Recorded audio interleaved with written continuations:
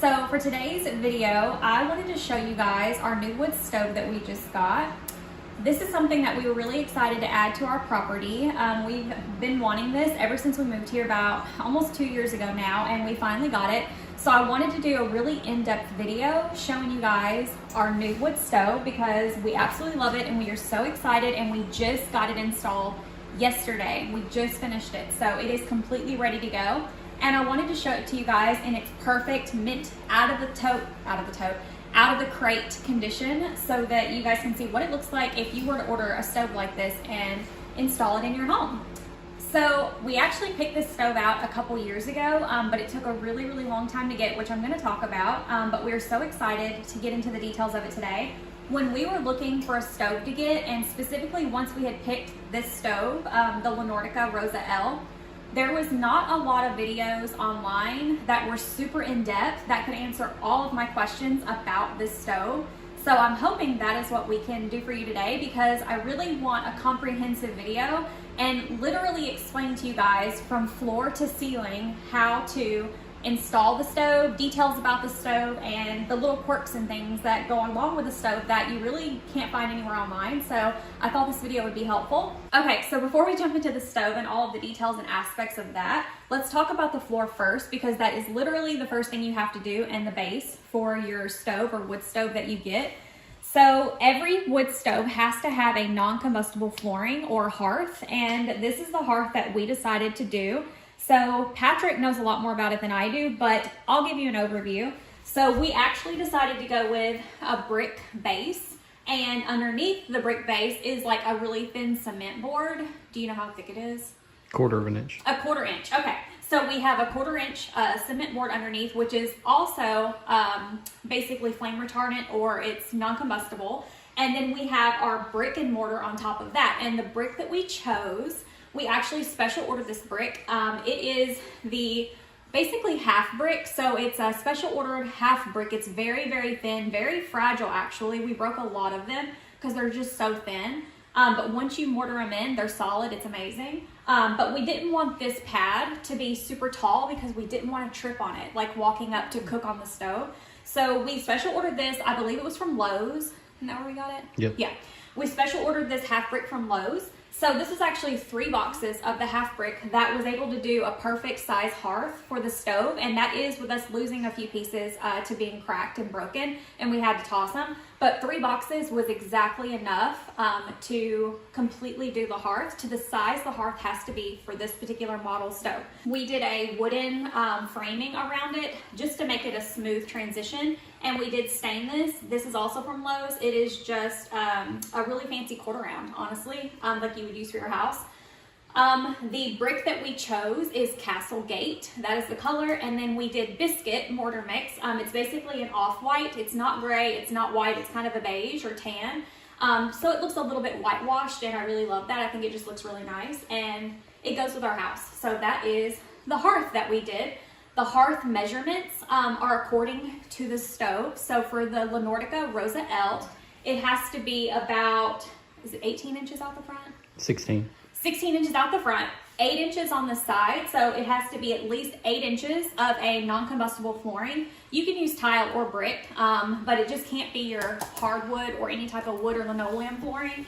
And then it has to be 8 inches on either side, and then it has to be 16 to 8 inches on the back. However, we chose to go 2 foot from the wall so that there is no heat on our wall.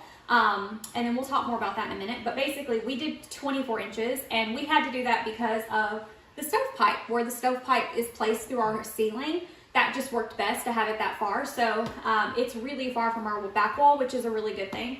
So yeah, it's basically 16 on the front, 8 on the sides, and then 24 to the back wall. And that is the placement of the hearth. I cannot believe they just did that. I cannot believe they did that. Making me nervous. You're doing good. Say you're doing good.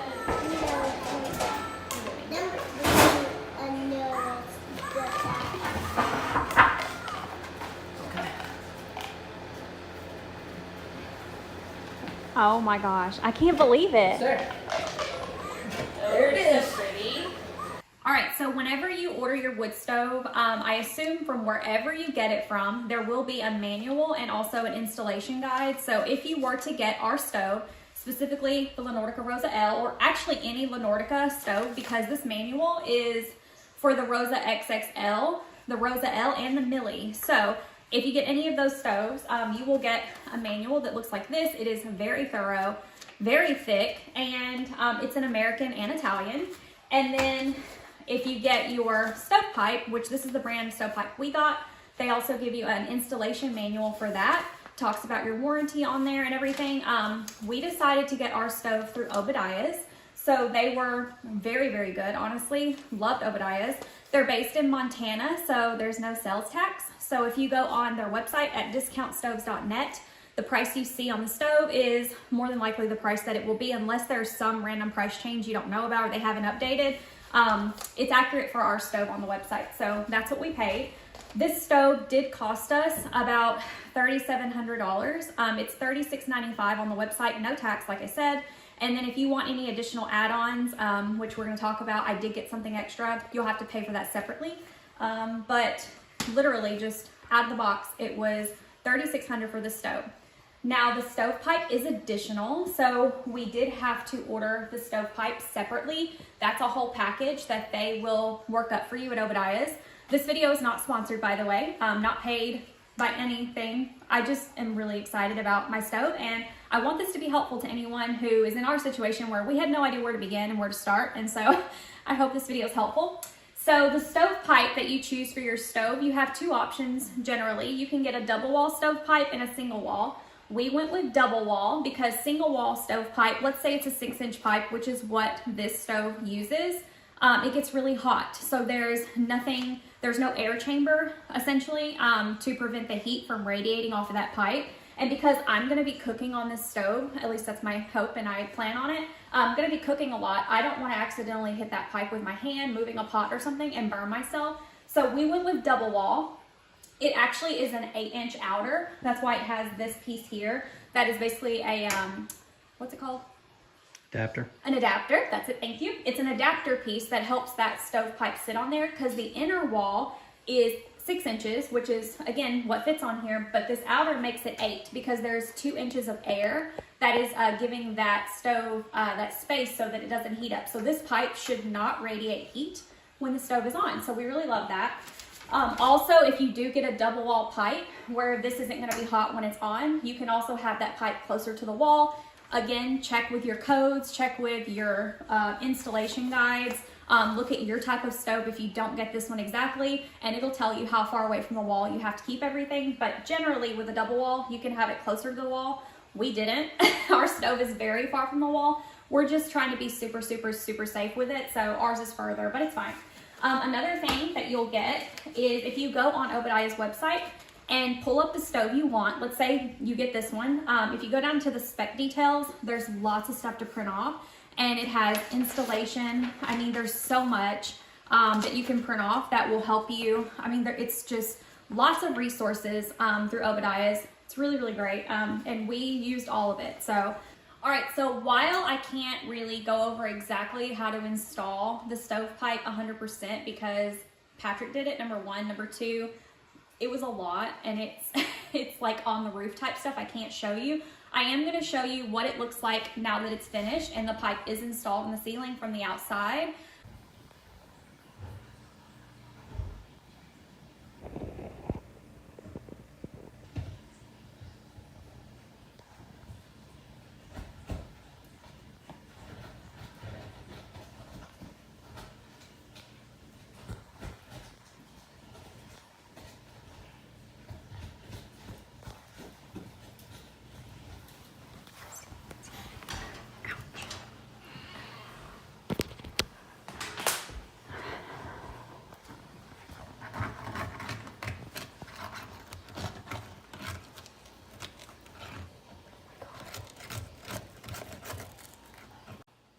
Hi, baby. Hi. Hi.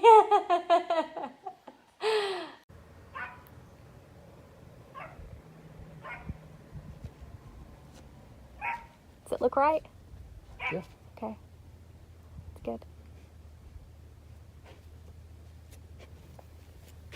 The one thing I will tell you is it is best to install your stovepipe the closest to your peak that you can of your house. Our peak is directly down the center of our house, so we have this away from the furthest wall because the closer to the wall you get, the roof is angled down and that pipe is going to be sticking really far because you have to go about 2 foot above your peak minimum so that you get a good updraft and it'll pull your smoke out. If you do not do your pipe tall enough, then whenever you light your stove, there's not going to be any draft to pull the smoke out of your pipe and your house is going to fill up with smoke and it's just not going to work. So you have to have at least about 2 feet above the peak is what they recommend for your pipe, and Obadiah calculates all that for you. You just have to give them all your roof measurements and everything. It's really great. So this spot was really great for us because it's only about 4 foot from our peak, so that's pretty close. And then it is about a little over 2 foot above the peak outside, and you'll see that. I'll show that to you guys. If you have any questions or concerns, we had lots of questions about the install of the stovepipe, call Obadiah's. If you choose to buy through Obadiah's, their customer service was great, and they were really helpful, and they helped us through all the confusion because there was a lot of pieces to the pipe, so it was really helpful. But all right, on to the stove. So like I mentioned, this is the Nordica Rosa L. This is an Italian stove made in Italy. It's Italian made. It is made of stainless steel and cast iron. It's mostly cast iron, but there is a lot of stainless steel involved with it. And honestly, it's just really sleek. It's really nice, and it's a really, really beautiful stove. The first thing I guess I'll talk about is the top of the stove. So this stove in particular has a center flue. So it has the center pipe here as opposed to one of the corners. A lot of stoves come with the pipe in the corners. We really like the center, and when we picked the stove, we just really liked that placement, and we were really happy with that. If you were to get the Rosa reverse, I do believe the pipe is on that side, so that's something to keep in mind. This stove has 2 eyes on the top, 2 burners, which is really great because this entire metal hot plate will get hot, so you have gradient heat whenever you have your pots on here. Because the firebox is located directly below this one, this is going to be your hottest eye, and then obviously this end over here will be cooler, and so on and so forth. So another thing that's really cool about this stove is these eyes are actually removable. So you can actually take these plates off individually. Obviously, you're not going to want to pick it up with your hand. It does come with a tool to do that. But if you wanted to cook over open fire, for instance, if you're going to use like a wok or something, or if you just need to access your firebox for any reason, you can just continue removing these plates. Just like that. You can just continue taking them out, not with your fingers, but they're extremely heavy. And then they just go back in like that. And you can basically also, they say you can take these out and you can fill your firebox that way if you really wanted to do top fill, but I mean, why bother? You can just do it through the door, but it is an option. Another thing that will help you control the heat on this stovetop, obviously this is your hot side, this is your cool side, but you can also work your dampers down here, and this is how you're going to control, which we're going to go over that in a second. That's how you control how hot your stove is getting, and then also how hot the top is. Another thing that controls the heat up here is this little knob right here. You might not be able to see good, but there is actually a how-to kind of plate right here that shows if you have this pushed in, it makes the hot plate on top hot. If you're wanting to bake in the oven, you're going to want to pull this out and it will actually open up. I'll show you inside here. I'll show them how to do it.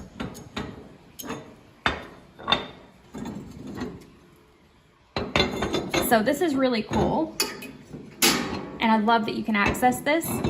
So this little piece right here that I was just showing you, right here. So this little hot plate, if it is in, that makes this open, which means that heat is gonna come right through here and it's gonna make that really hot. If you wanna trap that heat in here, because if it goes through this hole, it's gonna make this hot plate hot, but that heat is gonna escape through this hole and go right up through that pipe. The heat isn't gonna circulate in a square around the stove. So if you close this by pulling it out, then that heat is gonna be trapped. It's gonna go through here, it goes down the side of the stove, and then it goes up and out the pipe. So it actually heats the oven and makes the oven a lot hotter. So that is really handy. So this little button here controls whether your eye is hot or whether the oven is hot. So that's pretty handy. So the next thing we're going to talk about is the front of the stove. So as you can see, obviously both doors are glass. That's something I really, really love.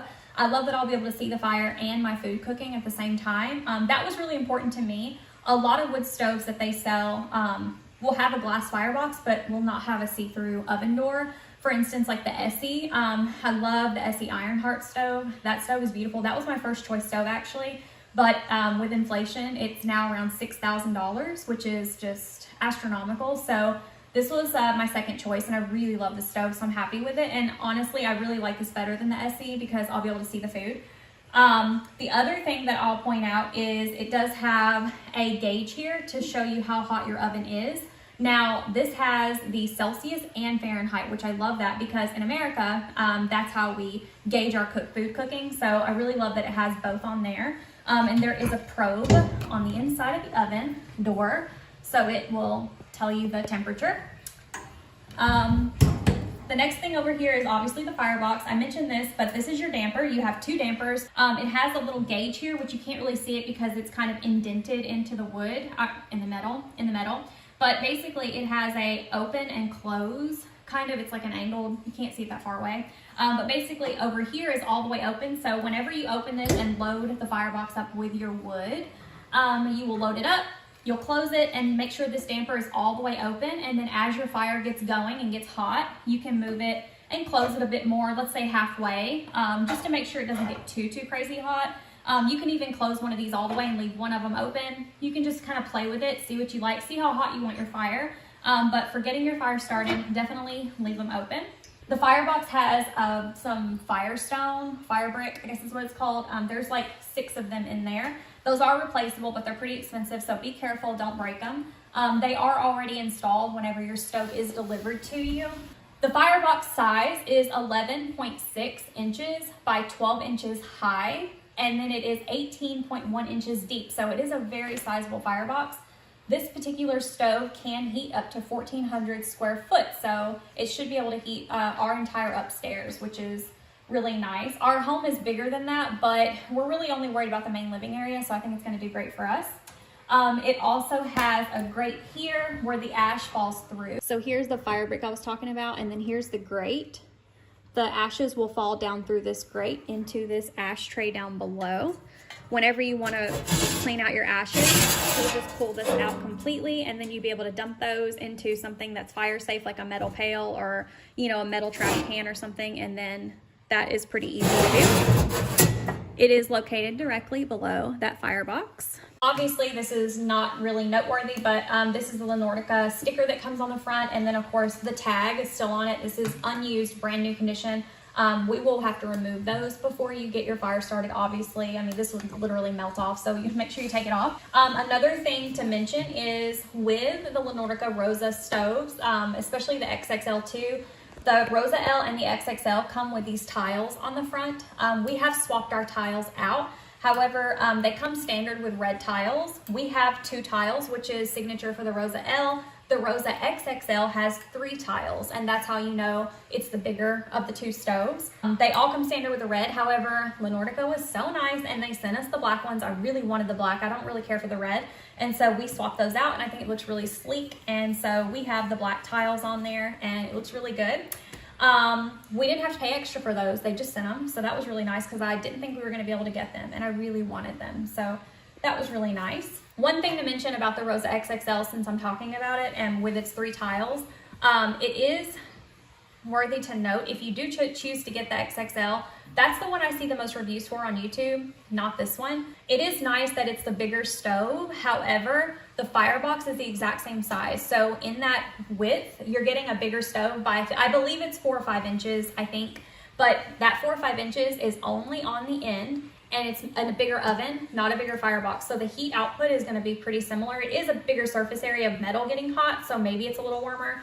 I didn't look into the specs on that, but do note it is just a bigger oven, so it's not a bigger firebox. So for me, I didn't find it worth it to get the XXL, and I'm really happy with the size of this one because it's perfectly big enough for what we want it for, which is primarily cooking and heating the home. Due to EPA regulations, technically this stove is exempt because, long story short, there's a whole bunch of mess with the EPA in the United States. They love cracking down on people to keep people from, you know, being self-sufficient in terms of heating and cooking for themselves. So unfortunately, modern wood stoves have a lot of regulations on them. However, like I was saying, cook stoves, as of 2 years ago, they're exempt from those regulations for the most part, as long as they have a large oven, cooktop, etc. You can research that on your own. There's a lot of rules and regulations around the EPA stuff. Because this is a cook stove, they know that you're primarily going to be using it to cook, so it's totally fine. You can have it and there's no issues with that. Do check with your homeowner's insurance too. A couple of our relatives are having issues with that, so our homeowner's insurance, we just added this to the policy in case, God forbid, there's any accidents, and it was really simple. We just had to take pictures, send in a bunch of paperwork. I sent them all of this stuff, the links, everything, and they got the picture pretty clearly and they said it was fine. So we had no problem with our homeowner's insurance, but you'll just have to check with your insurance. The next thing to note is this stove does have a pan drawer down here at the bottom. It slides out, rolls really, really nicely. It is just for pans and things like that. Something that I'm probably gonna store in here is, I actually bought an extra rack. I mentioned this earlier about me buying something extra. So these metal racks are for cooking your food, obviously, to hold your pots and pans and things in there. This comes standard with one rack and one roasting tray. This roasting tray comes standard in there. So you can see, this is a really sizable roasting tray. Definitely big enough if you wanted to roast, say, a rotisserie style chicken, a large chicken, you could definitely put this on here. I would probably put it in a Dutch oven with a lid and then pop it in there so that it cooks evenly, but you could put cookies, biscuits, whatever. And then this is the pan. This comes standard. I decided to buy an extra oven rack because I want to be able to bake multiple things at a time. So I did buy two. This was $85 for one extra rack. You actually purchase that whenever you order your oven, and it will be sent to you from Obadiah's, not through Nordica. So that's something to mention. But if you wanted to, you could store this stuff down here like that. Now, one thing I do want to show you about the doors, there's going to be a difference in the doors. I'm going to show you this because I didn't see anybody cover this. Notice how when I open the oven door, it stays open, and notice what happens with the fire door. It's going to close. Now, I know that sounds abrupt, but it's got gaskets, it's fine. But if you notice that, this door is on a spring. It is going to close. It's a safety feature. It's going to close on its own. If you are not paying attention to it, this door will not stay open like the oven door does. The oven door is so that it doesn't pull back and hit you when you're getting your food in and out. But I do love that the firebox is on a spring, and that door is going to stay closed even if you forget to lock it closed, because you don't want that fire roaring with that door open. The handles are really heavy duty. They're very strong. They're not loose at all. They're super nice. And you can secure that door closed and it's not coming open. It's just really, really nice, really good quality. All right, another thing I'm going to mention for the stove, which is not part of the stove situation, it is this fan that you can buy. This is just like a kinetic heat fan. When the stove is on and roaring, you can buy this fan, and as this top heats up, this fan is going to start spinning and it'll push your heat wherever you angle it. So if we wanted heat to go down the hallway, we could do this and it'll start pushing down the rest of the house. So you can just put that wherever you want. You can get multiple. I've seen people have 3 of these on here. They'll have one this way, that way, and forward. I mean, you can just get as many as you want, but that is pretty nice because it does not require electricity, which is great because that's the whole point of this. Another thing I would do and mention with wood stoves is these get very hot and they will dry out your house. So make sure when this is on, you keep a pot of hot water. It'll be hot, but just keep a pot of water on the top of the stove and it will be like a humidifier, a natural humidifier. That's something to mention because it will dry out your house. So I hear. We are gonna find out very soon. So we'll probably put a pot of water on the top to keep the house humid. The last thing I'll mention that I can really think of is the belly bar. As you can see, there's a really nice silver chrome bar that goes around the whole stove. This is a belly bar so that when you're here cooking, if you were to lean forward or you just want to lean, I don't advise it, but if you do, this will catch your stomach or your clothes before you hit the hot stove. So it's just another safety feature. Really nice stove by Nordica. They did a really good job with it and I'm just really impressed. We absolutely love it. We haven't even used it yet, but we love it. I'm 5'0", so if that gives you an idea of how tall the stove is compared to me.